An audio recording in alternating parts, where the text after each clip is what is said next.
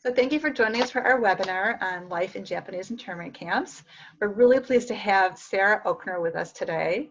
Sarah is a youth librarian at our library, so she might be a familiar face if you have kids or grandchildren. Sarah has a master's degree in library information science and a bachelor's degree in history and minors in sociology and Asian American studies. She's offered this presentation throughout Chicagoland to many, many libraries. We actually hosted this presentation many years ago, and it's been such a long time, and it was such a good program, we decided to offer this again at a time where we're kind of talking again about, Pearl Harbor and the anniversary of that date, and it just kind of thought we kind of would revisit this topic again. So welcome, Sarah. Thank you so much for having me. Of course.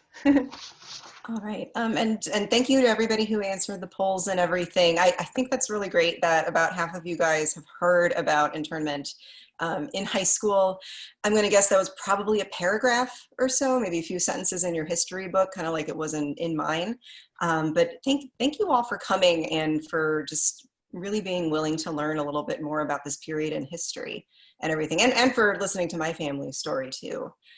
All right, so I think I'm going to start sharing my slides. Is that all right, Roz? Absolutely. Yeah. Awesome. Okay.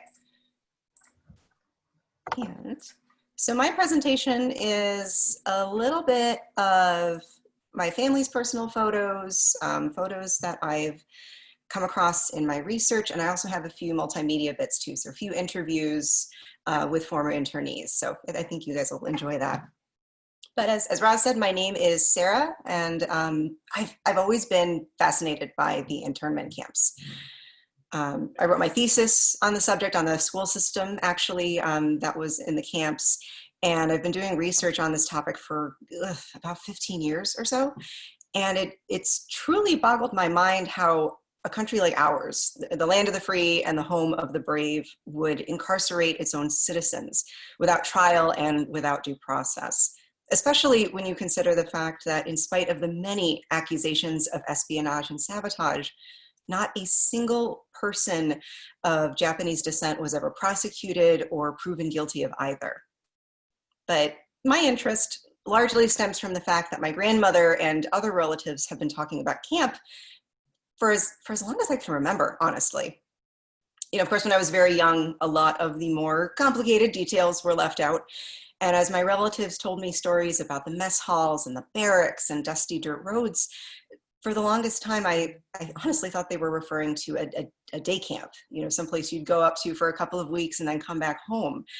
And it wasn't until I was much older that I came to understand what my my grandparents' childhoods actually looked like. Now, again, as I mentioned, a few of the images you'll see in this presentation are from my family's personal collection, but many others are taken from my research at the Japanese American National Museum in Los Angeles, which if you have a chance to browse their digital collections, please do. It's a wonderful, wonderful institution. And I also have many images from the Library of Congress's digital archives as well. Just like this one. This is a photograph of Manzanar Incarceration Camp in Manzanar, California, taken by Ansel Adams. I'm sure that's a name that's familiar to a lot of you. He was he's one of the most famous American photographers, very prolific and very popular at the time. So popular, in fact, in the 1940s, that the United States government actually decided to hire him and Dorothea Lange to sort of keep a photographic record of what was going on in the camps. And a fact that I always thought was very interesting is that when Ansel Adams and Dorothea Lange turned in their images to the government, the vast majority of them were censored. And for Dorothea Lange, many of them weren't actually released to the public until relatively recently. Now, it's not because these images were particularly graphic, like you might imagine wartime images to be. They weren't particularly violent. The thing is, government officials, when they saw these photographs and these negatives, they were afraid that Lange and Adams had made the subjects of these photographs too human, that it displayed too much humanity, and that these images would draw sympathy from the general American public. And that was not exactly what they wanted. Now, my grandmother, Kay, was 9 years old when she was taken from Salinas, California, and my grandfather, Jerry, was 16 when his family was taken from Sacramento. So you can see there are two pictures over here. This is my grandmother when she's 12 years old at the Poston Relocation Center in Arizona. And my grandfather is over there with two of his brothers in Jerome, Arkansas. And I'm sure some of you recognize what my grandmother is wearing and what she's doing with some of her girlfriends back in Poston. I'll talk about this a little bit later, but there were thriving chapters of American Boy and Girl Scouts in the camps. And my grandmother was is a very proud Girl Scout. So we'll talk a little bit more about that. I also wanted to share this photograph. This is a photo of my grandfather's family's barbershop in Sacramento, California. This is a barbershop that they opened up before the war in the late 20s. And it's a photograph I really like to show because it demonstrates that even though my grandparents and many internees were very young, they and their families led full lives before the war began, that this happened to real people, to sons, daughters, neighbors, parents, and business owners. Now, this presentation will explore the realities of everyday life experienced by over 120,000 Japanese Americans incarcerated in these camps. And it's very important to note that 2/3 of these folks were American born. They had citizenship. And while many people see this as a story of fear and loss, it quite honestly would be impossible to ignore the hope and perseverance that somehow blossomed in these camps.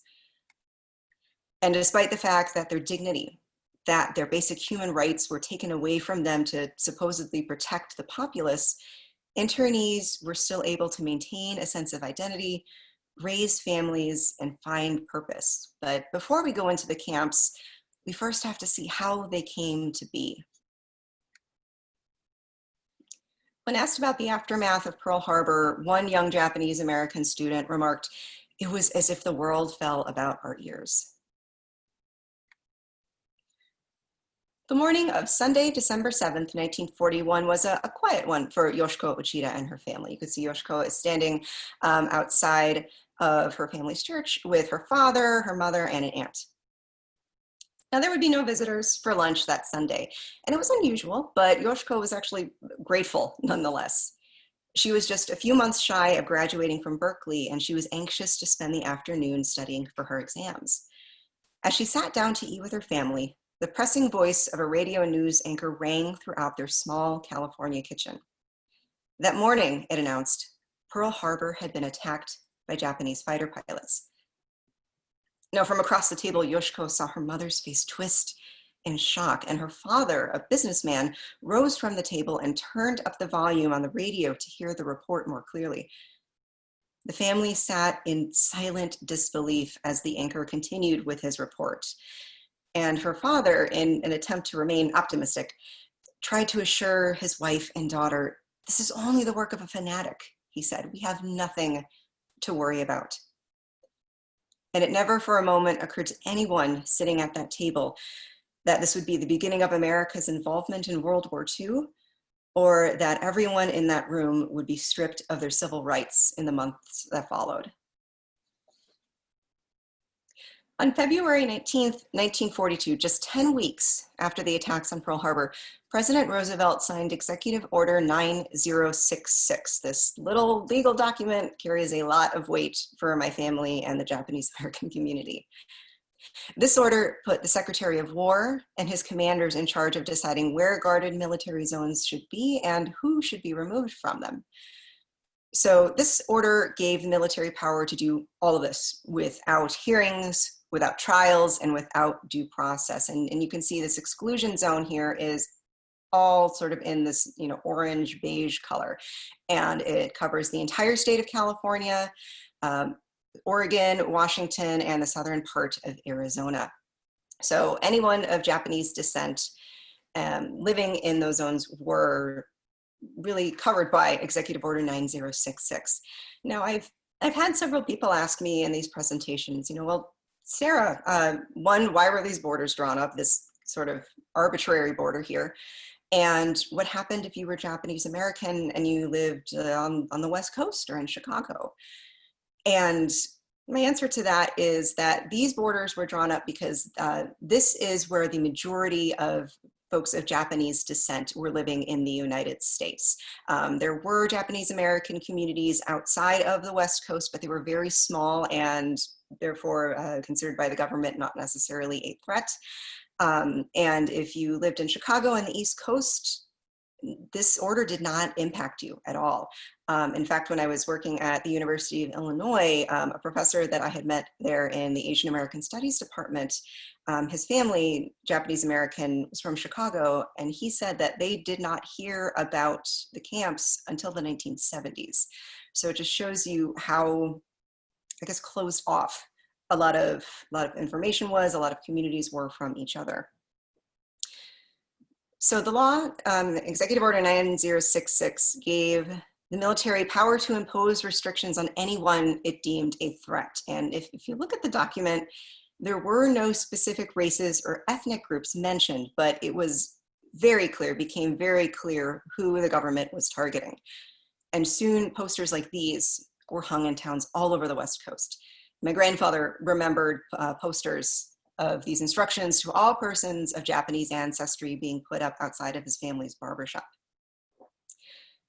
Now, the regulations from the military came swiftly, and there was very little time for folks to react.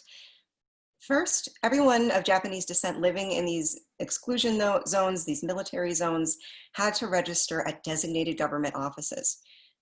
Then the government imposed curfews for early in the evening till early in the morning, and soldiers began patrolling the streets of predominantly Japanese American neighborhoods in the evenings. The government did all of this through a newly created organization called the War Relocation Authority. I'll occasionally refer to it as the WRA in this presentation. And they were to take charge of organizing, registering, and eventually relocating Japanese Americans. And their very first job was to forcibly remove Japanese Americans from their homes. Now, talking with my grandmother and other relatives and former internees, this was something that I heard an awful lot in our, just again, our conversations and in my research too. We could only take what we could carry. And this wouldn't be a lot, maybe 1 or 2 suitcases at the most, a few trunks. And though they had limited space, the government still required that all Japanese Americans bring some of their own supplies with them to the camps. So this is a partial list from Civilian Order Number 5 that was disseminated to Japanese Americans of equipment, objects that they would have to bring with them into the camps because the government would not be providing it for them. Things like bedding and linens for each member of the family. No mattresses though, that will be taken care of later. Toiletries for every member of the family, extra clothing, sufficient knives, forks, spoons, plates, bowls, and cups for every member of the family, and any sort of personal effects if there happened to be room. Now, my grandmother was one of 6 children. I'm sure you can all imagine the difficulty of packing for a family that size when, especially when you don't know where you'll be going or how long you'll be gone. What made the forced removal so frightening for the Japanese American community is that families didn't know what the government was going to do to them or with them. And at the time, it was actually against the law for Asian immigrants to become citizens, no matter how long they had been in the country. So my relatives who had been in the United States since the 1920s, if they were not born here, they could not naturalize. And there was a fear within the community that many elderly relatives, parents, and grandparents without citizenship could be deported at a moment's notice. Confusion and misinformation abounded because there, again, were no trials and there was no due process to properly inform folks. And when the forced removal began on March 22nd, 1942, newsreels like this one from Paramount announced its start with a tone wavering between fear and contempt. I mean, you can see the title of this newsreel is called "Out They Go." And this newsreel never once mentions that 2/3 of those being forcibly removed were American citizens, and even uses a racial slur to describe them. Japs evacuate vital West Coast areas for the national security. At Los Angeles, 36,000 Japs see the handwriting on the wall and sell out their goods before their voluntary departure. So evacuation was not voluntary. It was absolutely the law. Families had very little time to prepare for evacuation. Lucky folks got 2 weeks' notice, others just a few days. As a result, they were forced to sell their homes and their property at a fraction of their true worth.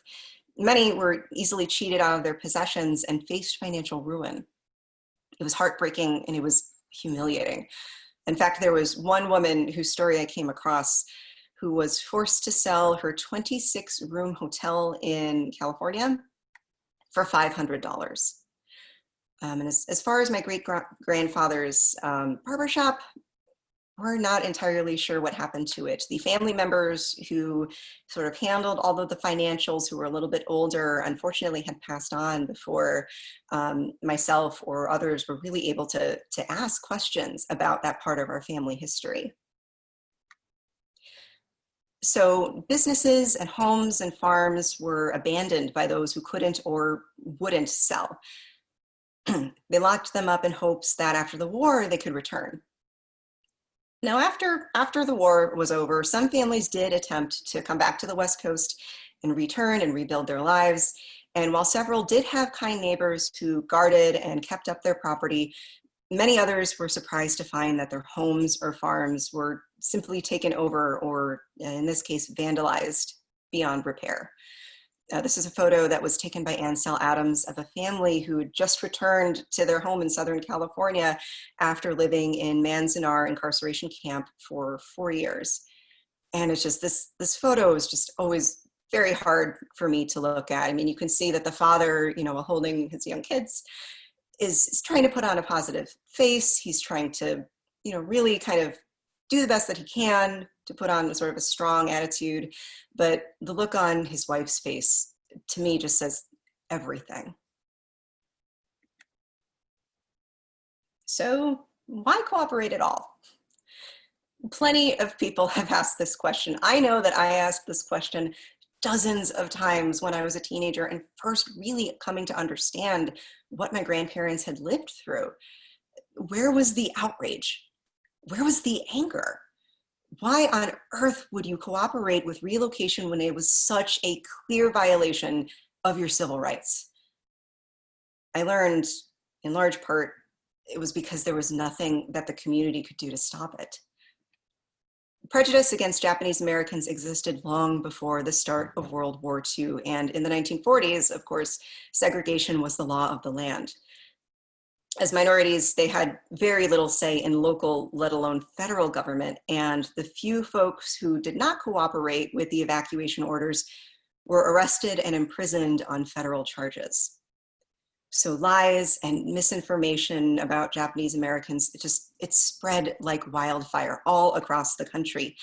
And compounded with the already existing racial prejudice so ingrained in American culture, many people, even some of our most beloved public figures, bought into this idea of sneaky, slanted-eyed folks who couldn't possibly be loyal to the United States, that their true allegiance could only lay elsewhere because they looked so very, very different. There were many powerful politicians and political groups, for example, the Native Sons of the Golden West in California, who lobbied for mass incarceration because they not only feared the Japanese American community, but there were many people who were actually also very, very jealous of the success that Japanese Americans had on the West Coast, particularly in the agricultural industry. And a lot of folks wanted to take advantage of the land that would be left over once these folks were gone. And this political cartoon I always think is very interesting, especially as a youth librarian. So you can see the caption above says, "Waiting for the signal from home," and illustrated are these waves and waves of identical kind of buck-toothed, slanted-eyed, very, very stereotypical images of Japanese Americans. And again, this perpetuates the idea that they don't have any loyalty to America. These folks aren't looking towards the US, they're looking out towards the Pacific, out towards Japan. And you can sort of see in the bottom right-hand corner, the illustrator of this political cartoon was Theodore Geisel, better known as Dr. Seuss. So Dr. Seuss actually penned dozens of political cartoons depicting the war in Europe and on the Pacific front. And if you're interested in learning more about his work, there's a wonderful book called Just What the Doctor Disordered that I highly recommend you check out. So all of that being said, after Pearl Harbor, suspicions were high. And with violence against Japanese Americans on the rise, many within the community, they stayed quiet out of fear.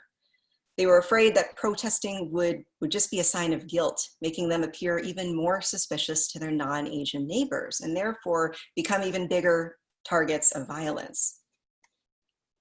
So it was really encouraged within the Japanese American community to cooperate with the government and work within the system as much as you could. Now, of course, there were folks who protested, who did not agree with this at all and did everything they could to prevent evacuation. But again, these folks were arrested and faced federal charges.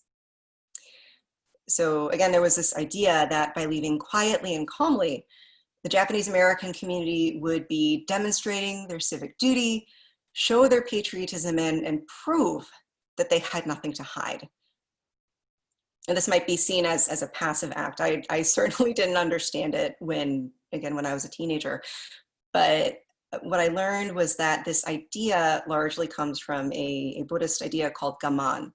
So gaman is when you demonstrate strength in the face of difficulty and suffering. It's this idea of calling on something inside of yourself to endure the unbearable with patience and with dignity and grace.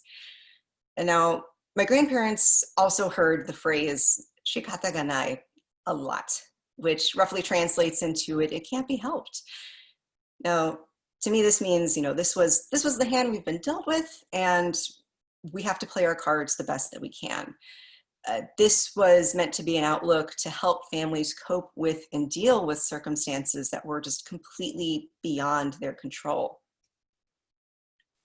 That being said, a lot of people did take extra steps to try to protect their families before evacuation.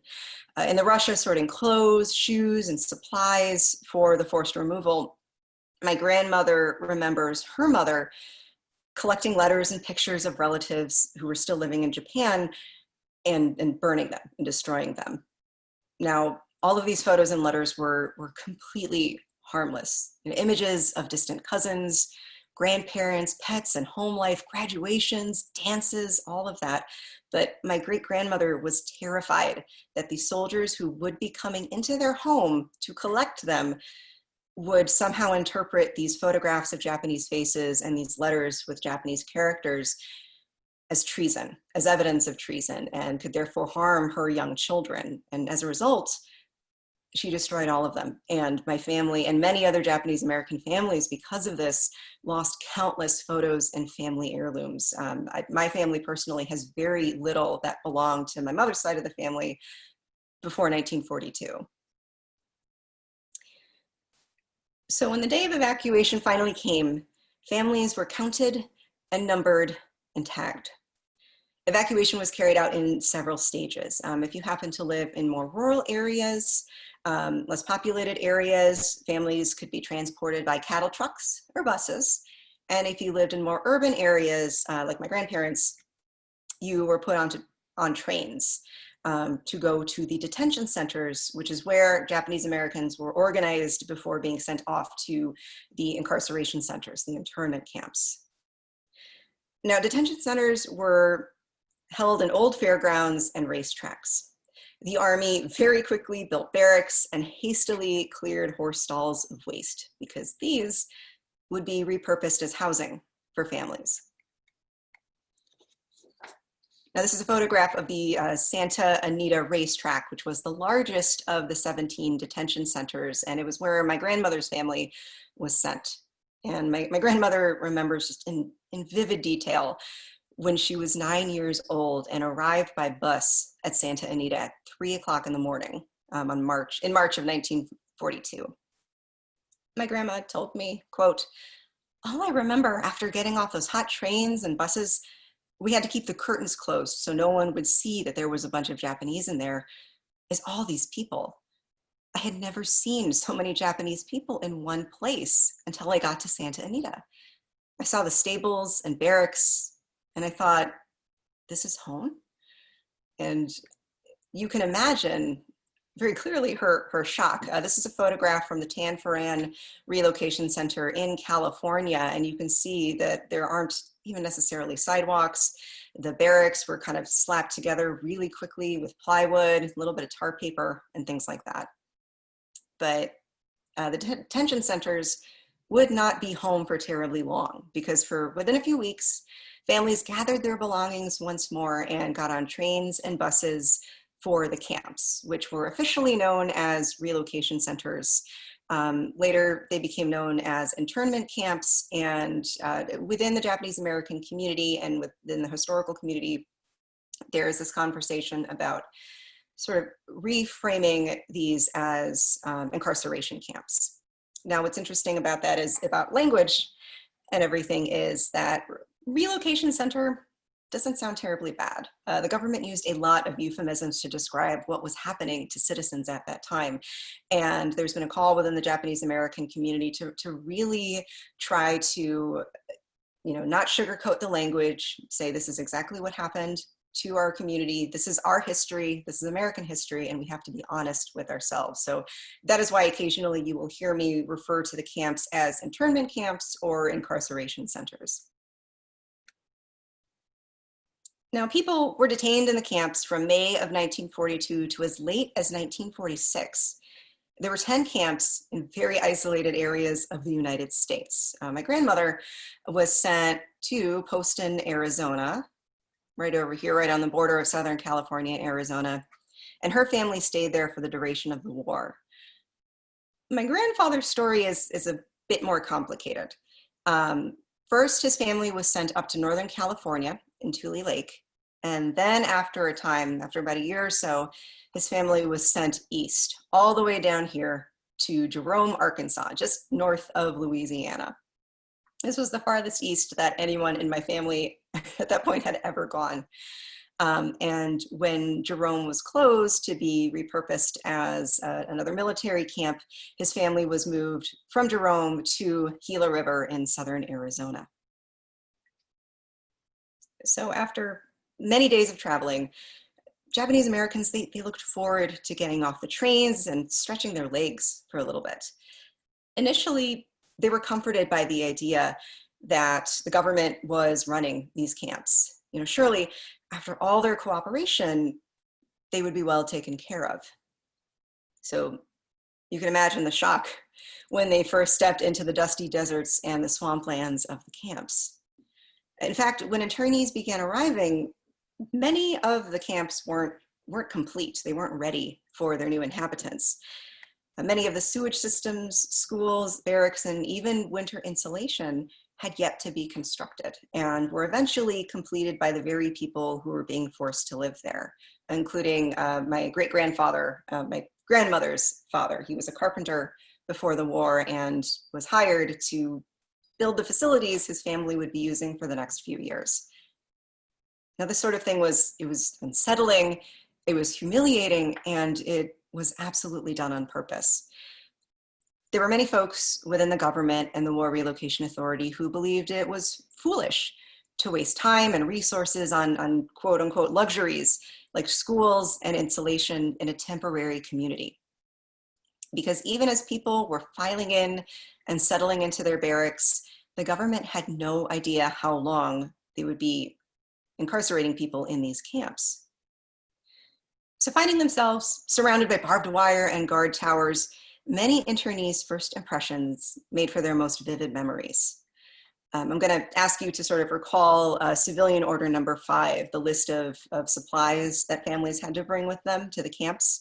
And the government specifically requested that you bring bedding and linens, but no mattresses. Well, for Norman Mineta, who grew up to work under President Bush and Clinton as a cabinet member, his first memory of camp was making his own mattress out of straw. And this was the case for many, many folks in camp. Both of my grandparents and several of my great aunts and uncles told me that they remembered there being large piles of hay sort of pushed together in the middle of camp, and every individual was given a canvas bag, and they quite literally had to make their own beds. So this was one of the first experiences many, many folks had when they were in camp. But again, shikataganai, we have to make the best of it. In this interview, actor George Takei describes adjusting to his new surroundings at the Rower incarceration camp in Arkansas as a 5-year-old. Now, I really enjoy this interview because it'll give you an idea of how strange and foreign, these parts of the country were to young internees, especially to young children who had spent their entire lives growing up in Northern California, or California in general. So let's see.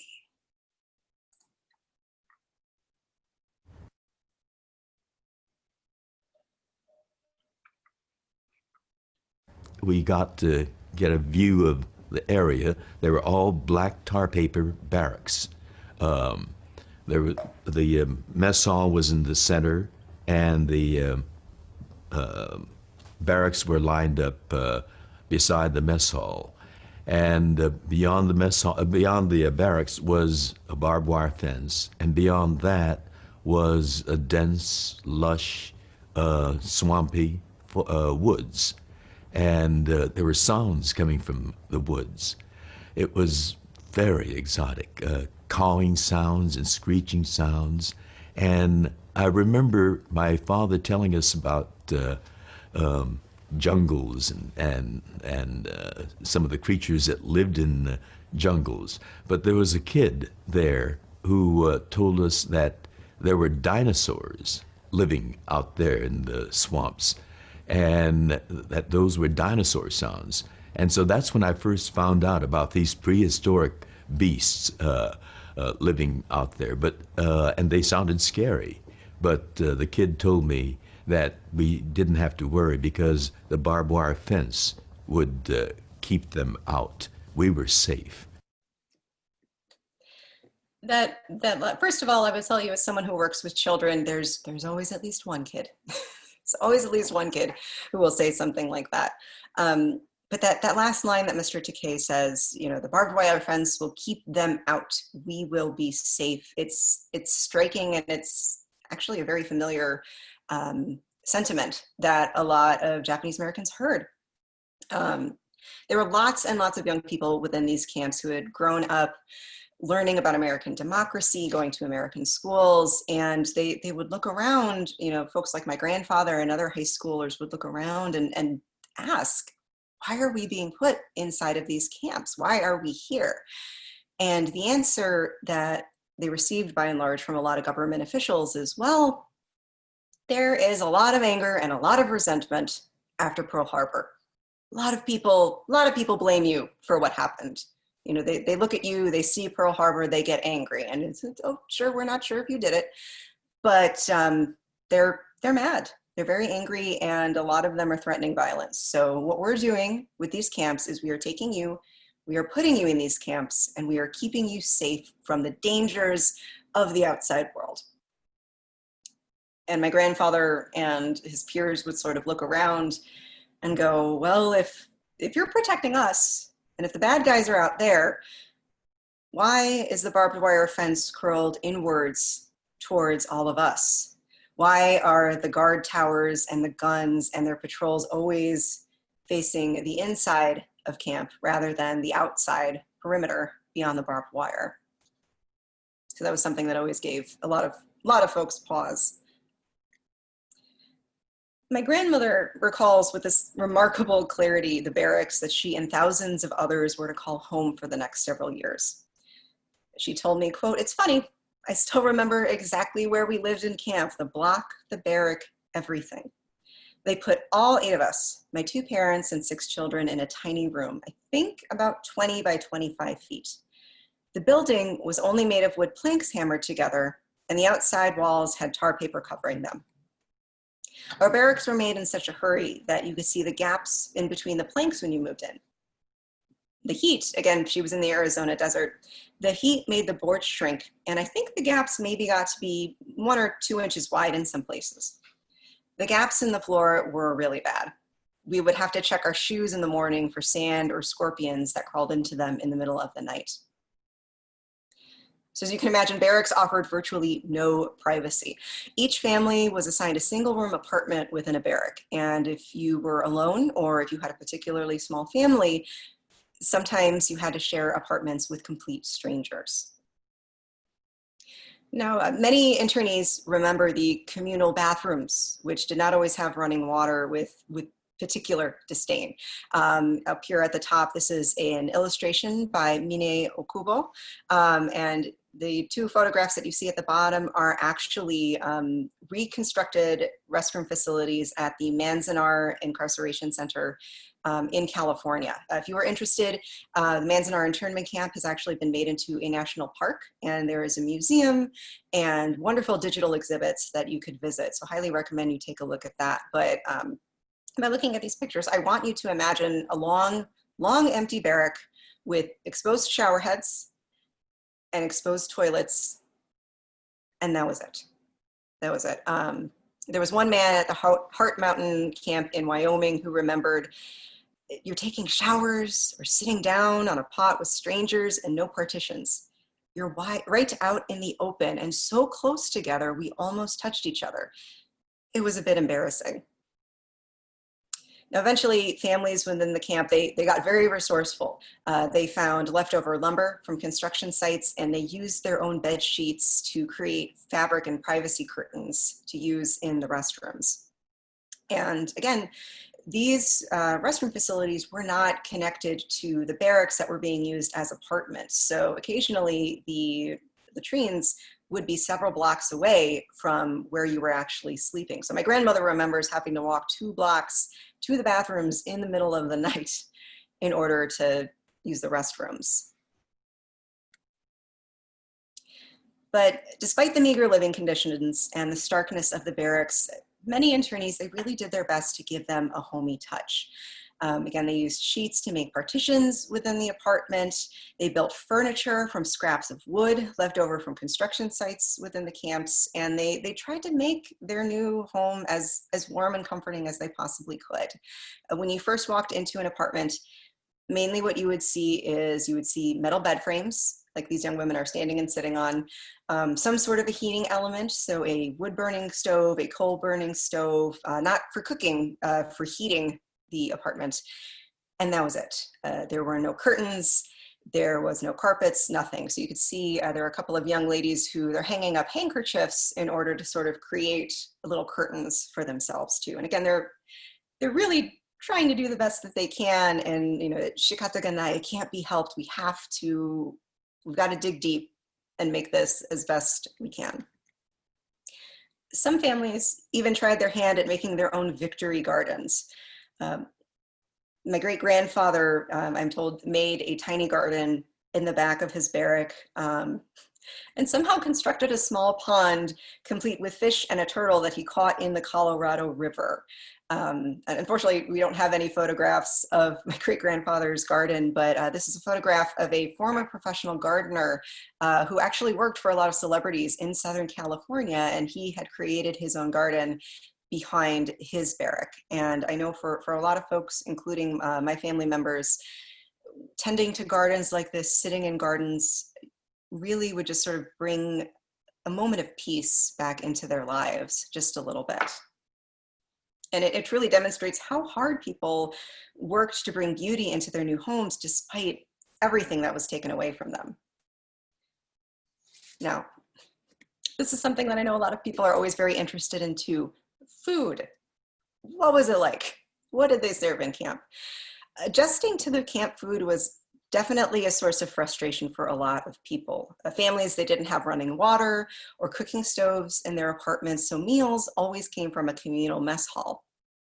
The government served meals on a very strict timed schedule, and to this day, if you asked Kei Nakayama, what time were your meals, she will tell you breakfast was at 7 o'clock, lunch was at noon, and dinner was at 6. Now, the mess halls were often too small for the section of barracks that they served, so residents would get these shifts because they would have to wait outside in line in order to get their meals and everything. So when you were waiting in these lines, you were out there rain or shine. And again, I'm going to ask you to recall the civilian order number 5.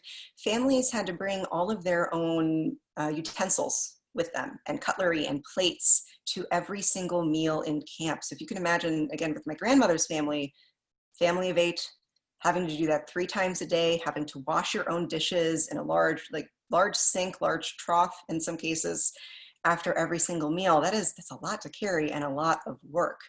You can see that there are several women who are in these lines who have all of their dishes and things bundled in little handkerchiefs like this. They did that not only because it was easy to transport items this way, but again, if you were waiting outside for your meals, rain or shine, if there were dust storms, which were very frequent in the deserts, if it was snowing like it would up in Wyoming, or if it was raining in the swamps of Arkansas, it was their way of really protecting their plates and things from getting dirty before they actually got into the mess hall itself. So for a lot of kids, camp changed everything.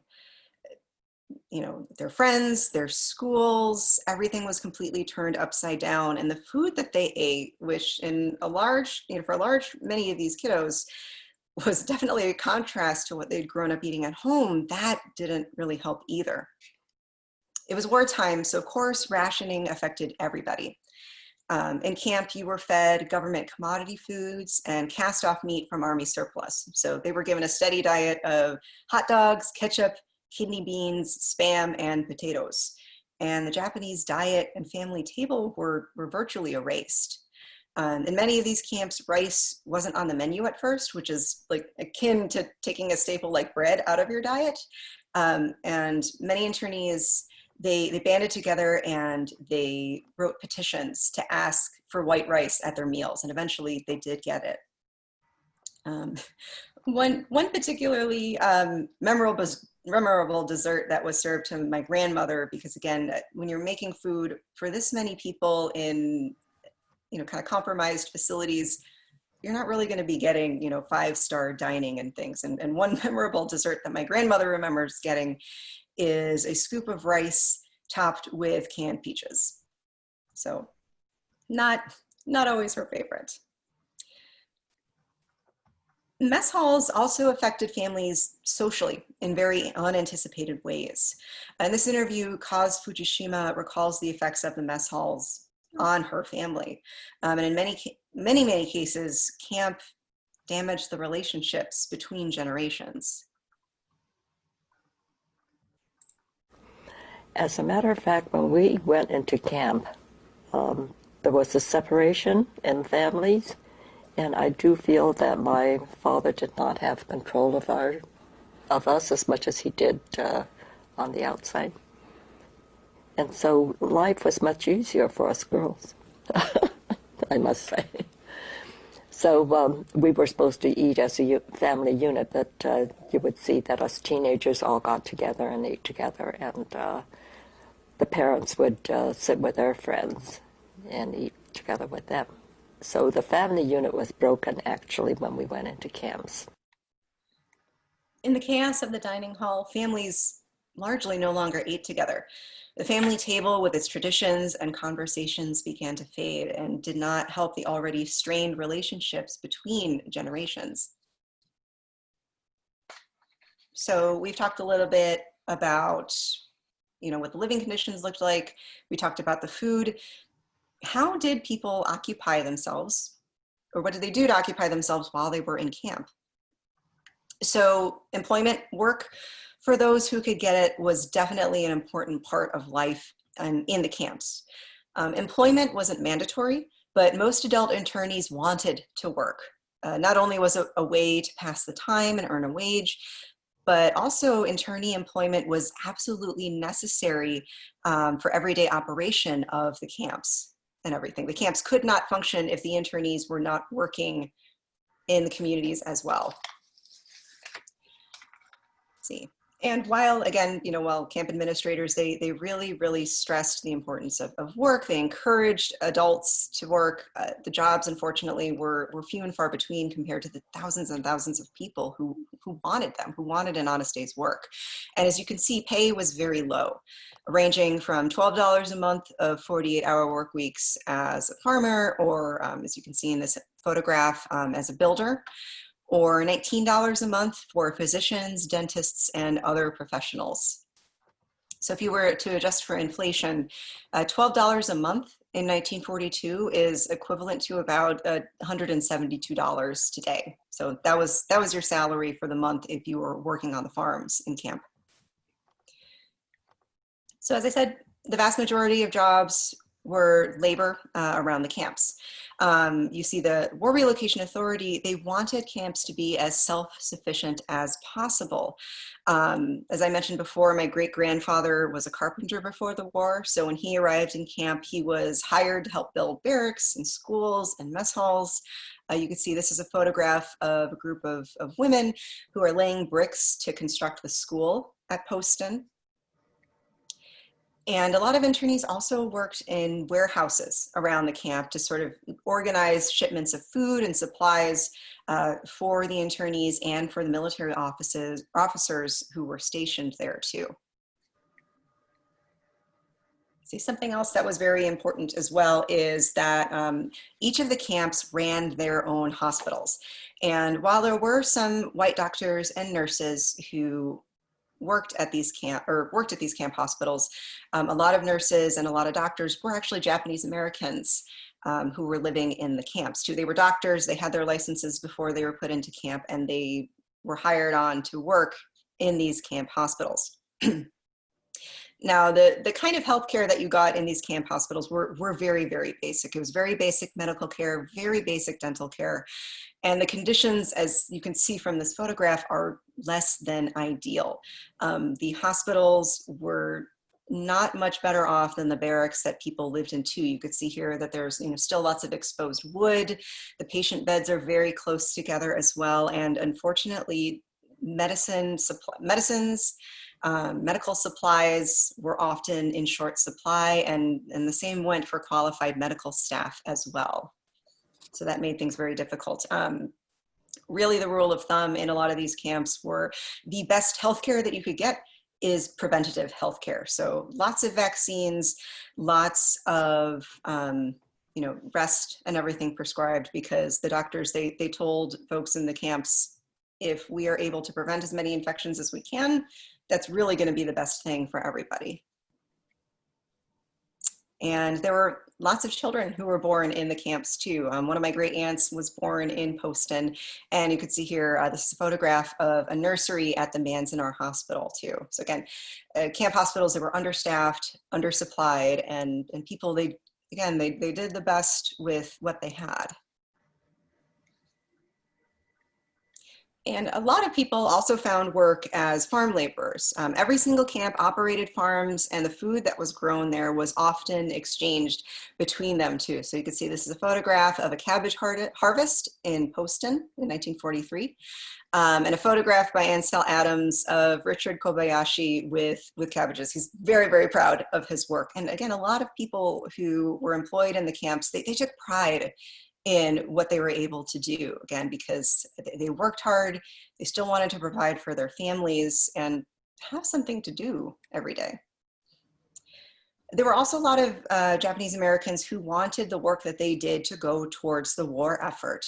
For example, this is a photograph of women who are creating and painting and screen printing safety posters to be distributed in communities outside of the camps. And I love this photograph. This is another photograph that was taken by Ansel Adams of women who are creating camouflage nets that were used by the United States military. So again, lots and lots of folks wanted to do good. They wanted to help out in the war effort as much as they could.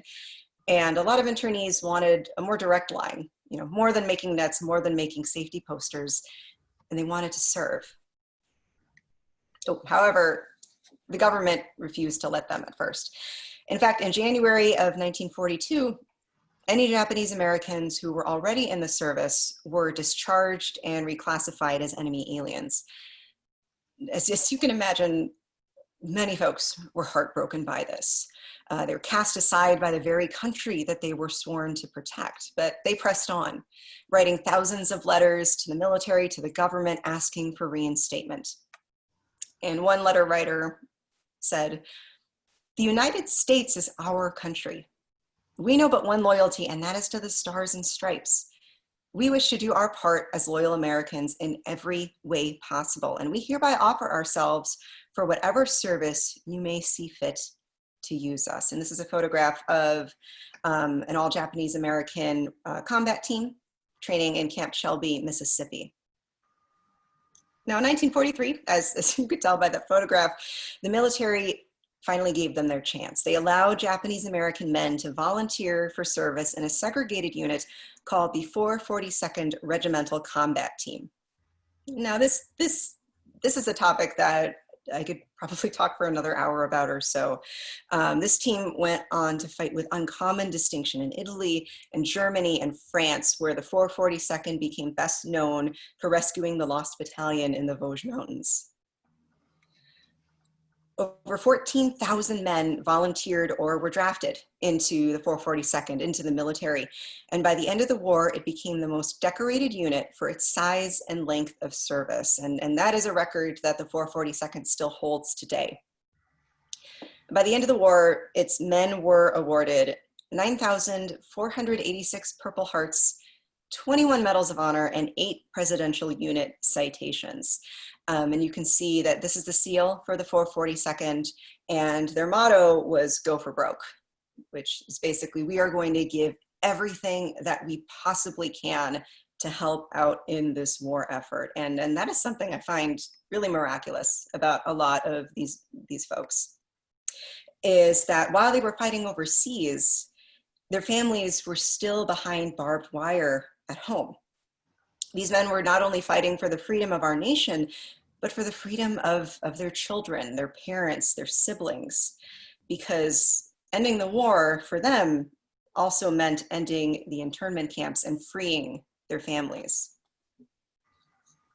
And speaking of their families, we're gonna head back to the home front for a little bit and talk about something that kids did almost every single day, and that was go to school. So the very interesting thing about camp schools is that there actually weren't supposed to be any in the first place. At first, the government thought that providing a school system for children would be, quote, "a waste of resources," unquote. But once the War Relocation Authority realized just how many children were living in camp, over 31,000, and they very hurriedly set up an education program. This program was hastily constructed. It was simple, a little condescending, and the curriculum was meant mainly to keep students occupied, out of trouble, and educated about American customs. Never mind the fact that all of these children had grown up going to American schools and living in American cities. That, I feel, gives you a very good idea of what the people who were designing this curriculum thought of the students that they would be serving. So what did classrooms behind barbed wire look like? Well, to say that the schools were ill-prepared would be kind. My grandfather remembers attending Denson High School in Jerome, Arkansas, and this is actually a picture of the yearbook that the internees at the camp put together. I'll talk a little bit more about that in just a bit, but that's my grandfather right there, down in the lower row. And when I asked him about school, he told me, quote, "We went to school over there. There was nothing ready that first year. No books, no pencils to write, no paper. And they tell you, you gotta go to school." You know, we would sit down in chairs, you would just listen to them talk, or they would read you a book and you gotta listen to what they said. There was no homework whatsoever at first because there wasn't enough books to go around. Camp schools were crowded with insufficient supplies and books for students, not to mention teachers. Class sizes were immense. For example, at the height of attendance, Rower schools had 2,339 students with only 45 certified teachers. That's about 51 pupils per instructor, if you average that out. You can see as well, at first when the schools opened, furniture in classrooms were so scarce that students had to resort to makeshift benches and chairs made by family members out of scrap lumber left behind by construction workers. This is something that my grandmother did actually. Her father created a little stool for her, and my grandmother, like thousands of other students, would carry this handmade stool with her to and from her classroom for several months just so she wouldn't have to sit on a dusty floor. Now, and that's not to say that the people who were in these schools did not work hard. The students worked very hard. Many of the teachers really did the best that they could too. The camps employed Japanese American teachers, and they also employed white teachers as well, who would live in the camp with a lot of the Japanese Americans as well, albeit in much nicer facilities closer to the soldiers. But still, they lived among their students. Now, for many of the younger internees, including my grandmother, they were generally shielded from the hardships of camp because they were so young and so innocent. Again, my grandmother was 9 when she was put into these camps. But for high schoolers, with incarceration taking place at such a pivotal time in their lives, they were very deeply impacted. The experience left open emotional scars that shaped their opinions about the world long after they left camp. The students, they saw the contradiction between what they had learned in their classrooms about democracy and what they saw in their daily lives, filled with guard towers and barbed wire that surrounded their makeshift classrooms. But of course, there were many students who refused to let camp conditions discourage them. This is the message from Denson High School's senior class, and I absolutely love it. It reads, "We may be scared of what the future has in store for us, but not for long, for we are eager to test our strength and our knowledge.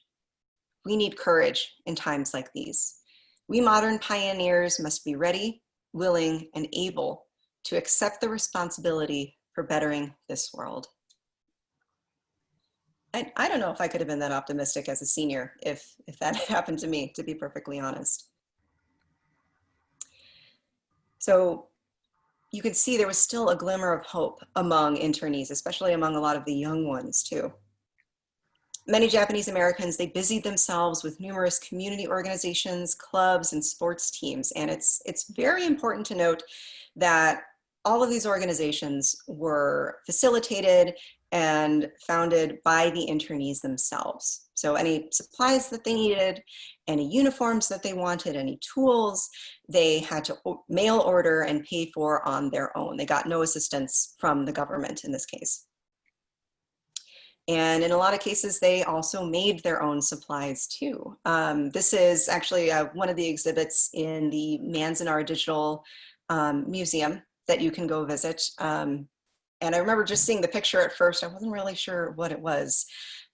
This is actually home plate.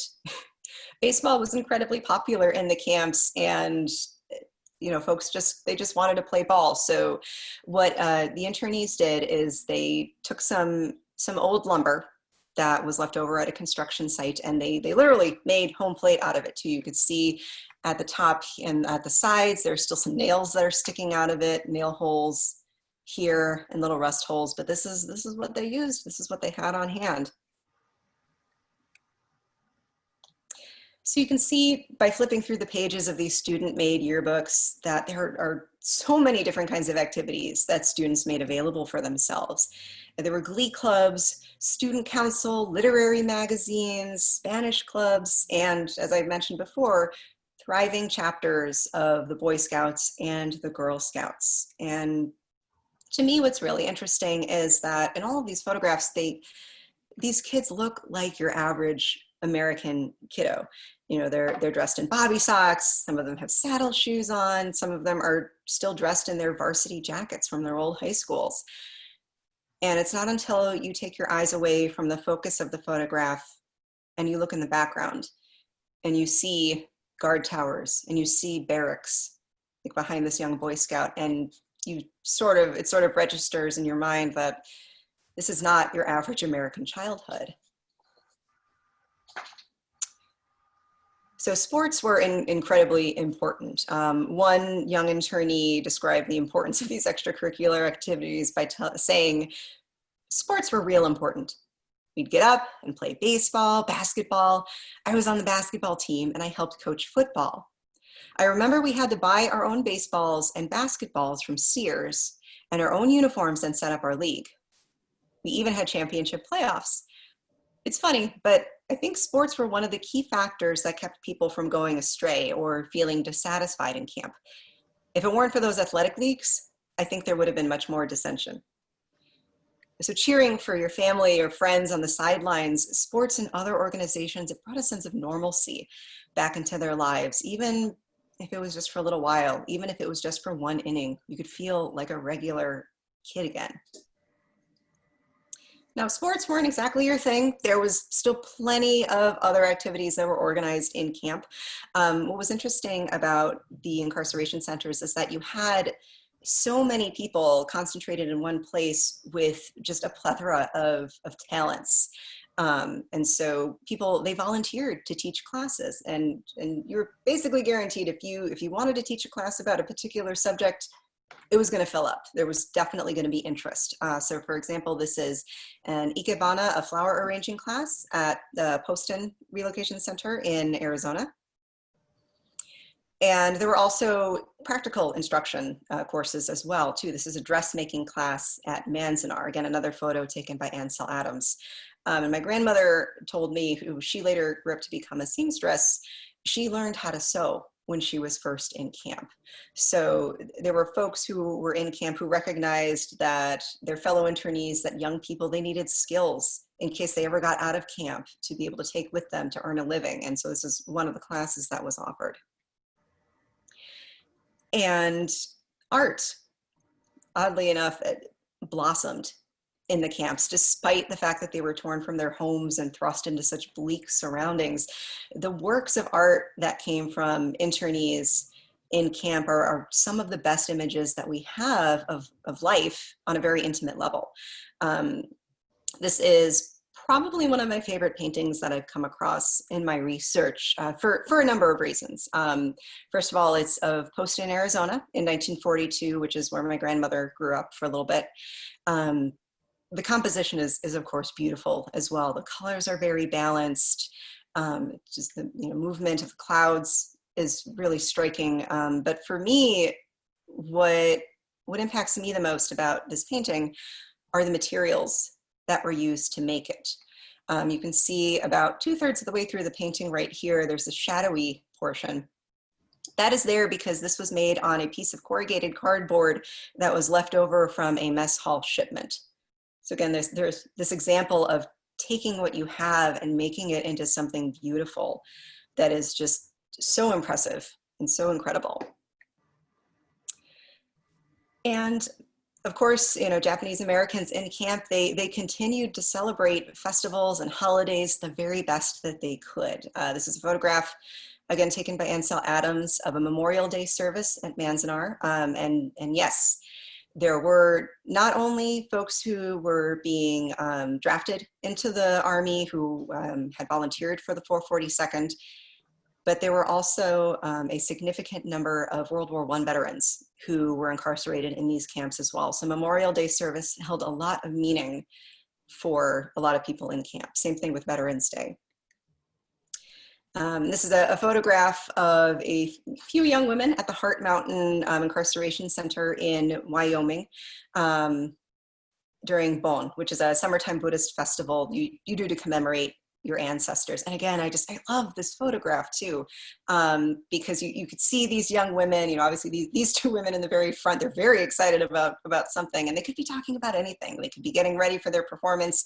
They could be talking about a cute boy that they had seen, in the mess hall and everything. And again, if you're looking at the focus of the photograph, you sort of forget where they are. And it's not until you look up and you see the barracks in the background and you see the beginnings of chimneys and guard towers that you're, again, kind of pulled out of this joyous moment to understand what they were going through. And folks tried to celebrate the simple pleasures of everyday life too. This is another photograph from Heart Mountain.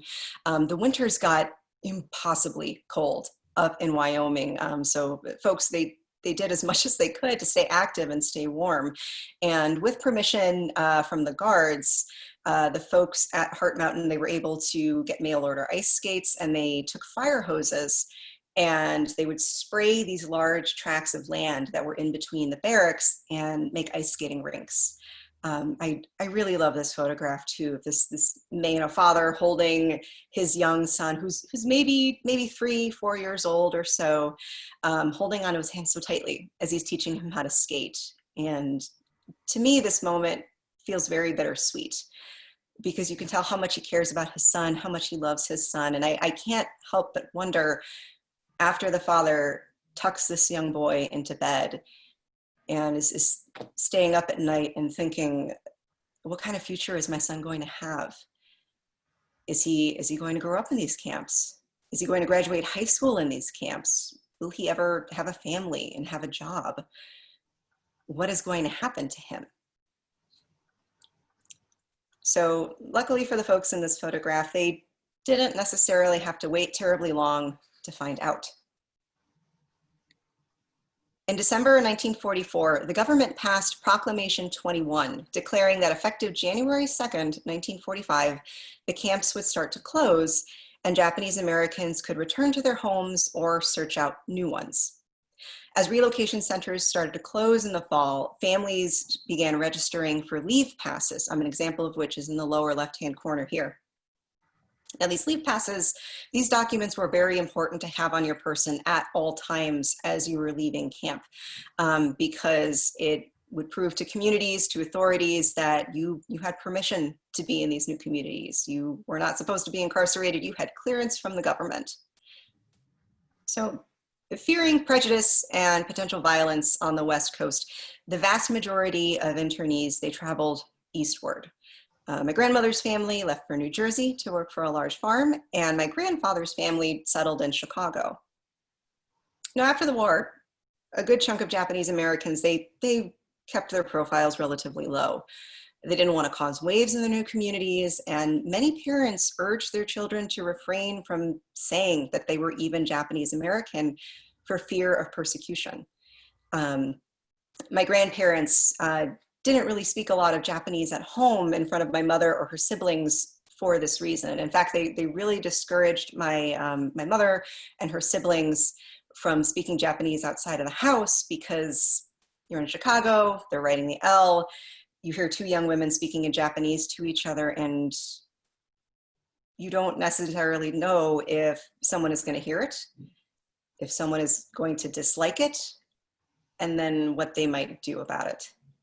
So again, don't make waves. Somebody asks you if you're Japanese, you don't know why, lie or change the subject is kind of what a lot of my family members heard.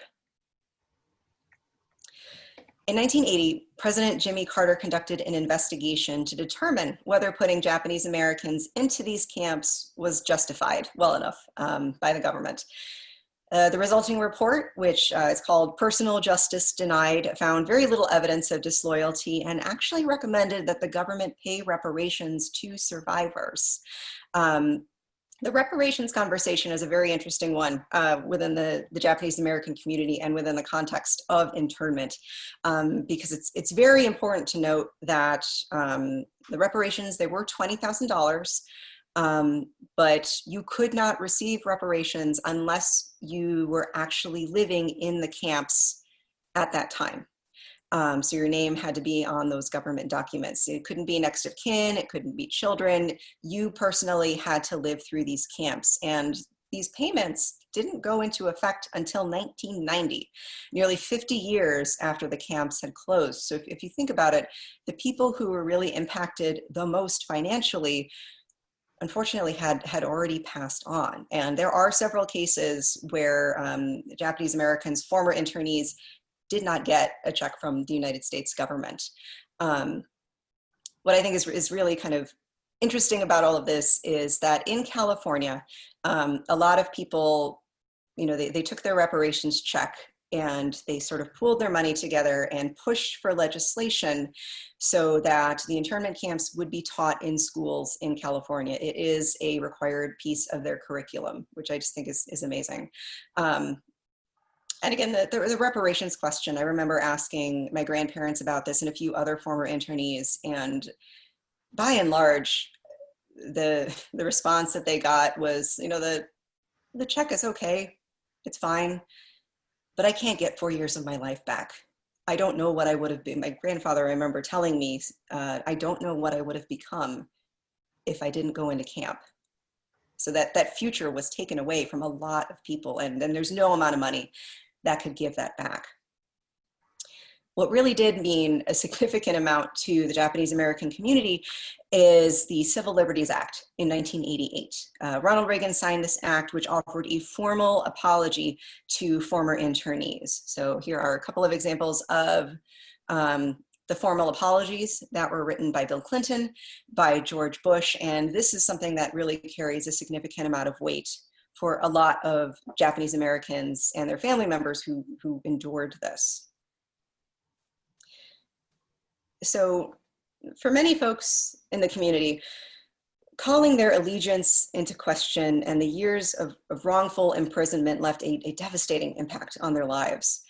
It left open deep wounds that shaped their views of the world and themselves long after the camps closed. And the impacts of internment are still felt within the Japanese American community today.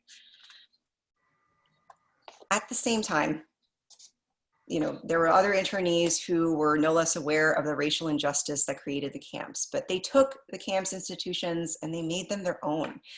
Despite being told that they were untrustworthy, unwanted, and un-American, they refused to let their circumstances or other people's prejudices define who they were. Miraculously, they rose above these hardships largely on their own. It didn't have to be that way. They supported each other in a way that their own government couldn't. It didn't have to be that way. It doesn't have to be this way.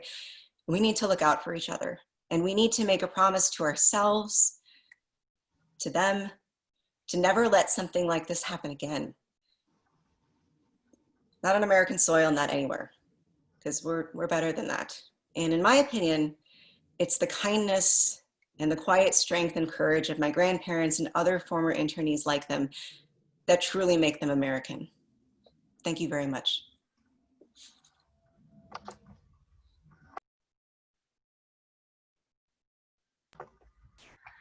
Thank you, Sarah. That was really a really beautiful presentation. And I know I saw it a number of years ago, but it's evolved. It's a fascinating story no matter how many times you hear it. And it was just really beautiful the way you weave together your family story with the other information. And wow, it's a really beautiful story. I know everyone will agree. So we have some questions here that I'm going to ask you. Some of them, I think, earlier ones you ended up addressing as you went along. But I guess one of the questions is, there's a question about the Dr. Seuss cartoon that you showed early on. That was really fascinating. And I wonder, I don't know how you feel about that as a youth librarian, where Dr. Seuss is kind of just like part of the traditional children's literature, and then you know that he was responsible for artwork like that. Do you want to comment on that really quickly before I ask you the question? Sure, yeah. There are a lot of very interesting conversations taking place about race and Dr. Seuss right now. Like as far as like the Cat in the Hat and African-American representations, I highly recommend you go take a look at it too, just kind of do some Google searches. School Library Journal did a couple of great articles about that. But as far as his representations of Japanese nationals and Japanese Americans during World War II, I was completely blown over by that. I was absolutely shocked because I had grown up reading all of those books and things. And something that I think was very interesting is that Theodore Geisel, Dr. Seuss, actually later apologized for the way that he depicted Japanese Americans and Japanese nationals. And it's said that his book, Horton Hears a Who, or A Person is a Person, No Matter How Small, is actually something that he wrote by way of apology to Japanese nationals living in Japan and Japanese Americans. Okay, interesting. But there's a question here from someone who writes, on the Dr. Seuss cartoon, please explain the copyright. This is 1942 Marshall Field. What is a field connection? Are you familiar with that? That's actually very interesting. I'm not quite sure. Oh, okay. I know that was syndicated nationally in several newspapers and things, but I don't know about the Marshall Fields connection. That's really interesting. Okay. If this person wants, if you would like to leave your email address, this is something that I actually really like to do. I can do a little bit of research and get back to you on that. That's the thing I love about Q&A. At the end More of this, research it's like for you. I learn new things too. Right. So let's see. I know you answered some of these other questions. The question is, were the Hawaiian Islands affected? I'm not sure what that, I guess maybe the Japanese already living on the Hawaiian Islands, were they also relocated? That's actually a very interesting question. Okay. So as far as the Japanese folks who were living on Hawaii, at that time, and actually still today, Hawaii is a majority minority community. So the population of Japanese Americans living in Hawaii was so high that the government did try to see, okay, logistically, how could we do this? How much would this cost? And when the numbers came in, the War Relocation Authority realized that it would cripple Hawaii's economy if they physically removed all the Japanese labor force out of Hawaii. So instead, what the government did is they put all of the Hawaiian Islands under martial law. So they were still living at home, kind of doing their thing. And what's very interesting about that is that a lot of folks living in Hawaii didn't know what was going on the mainland. And it wasn't until gentlemen were being recruited and drafted into the 442nd that a lot of Japanese Americans living in Hawaii and mainland Japanese Americans met and exchanged stories. So I just think that that's so interesting that they had, Japanese Americans living in Honolulu had no idea what was happening to Japanese Americans living in Seattle. Wow. Okay. Someone did comment that about the Marshall Field thing, that they think Marshall Field was owned by the Chicago Daily News. So anyhow, just a comment there. Okay. Someone here would like to know, they appreciate the presentation. They want to know, how accurate were the descriptions in the book on the hotel on the corner of Bitter and Sweet?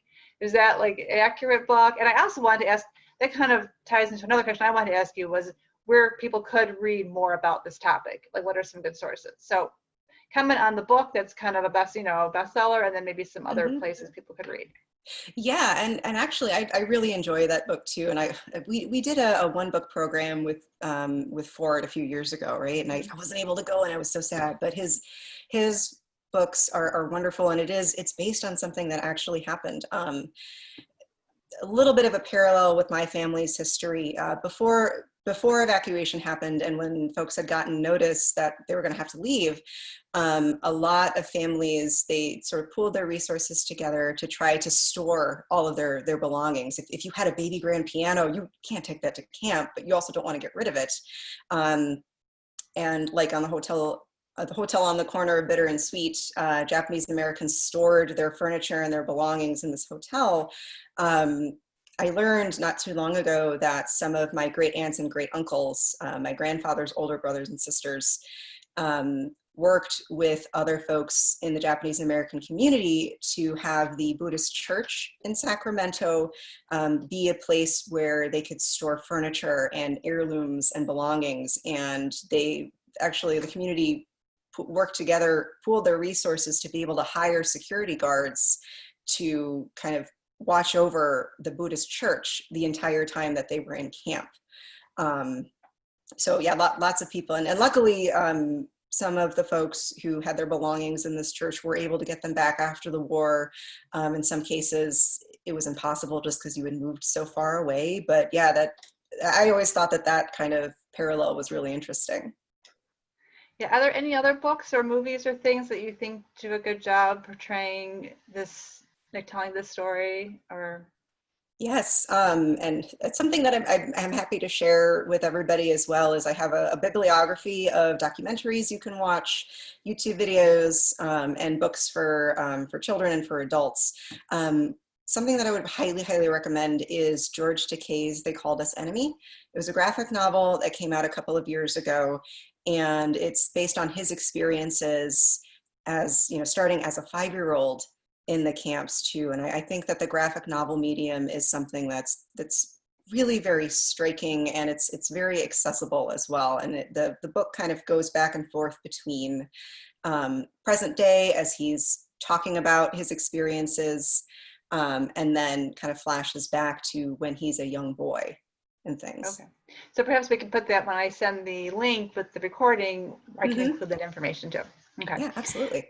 And then there's a person here who commented, it says Amachi Company Camp is going to be designated as a National Historical Site. Are you familiar with that? Yes, yeah. Okay. And I was very, very excited about hearing that. Again, so that's going to be a National Historic Site. The Manzanar Incarceration Center is a national park that you could physically visit. So to me, it really speaks volumes about how important this history is, and how much our government really kind of values keeping these memories alive and everything. Unfortunately, I've never had the chance to go to the Manzanar National Park, but once we can travel again, I do recommend that folks try to go to the Japanese American National Museum in Los Angeles, because they have lots of recreations of what barracks looked like. There's collections of suitcases that people brought with them to the camp. So it really gives you a good sense of kind of what everything looked like. Well, Sarah, I think we've answered the questions that people have put into the chat in the Q&A. So I think we will wrap up, but I just wanted to say thank you for just such a well-researched presentation, and just full of incredible information. I think that everyone, as you can tell from the comments, really sincerely appreciated that. And so thank you for joining us. And to everyone, all of our patrons who joined us today, again, just thank you for being with us. We hope you enjoyed the presentation. We hope to keep seeing you again here on our webinars. And I think that's it for today. So bye, everybody. Thank you so much.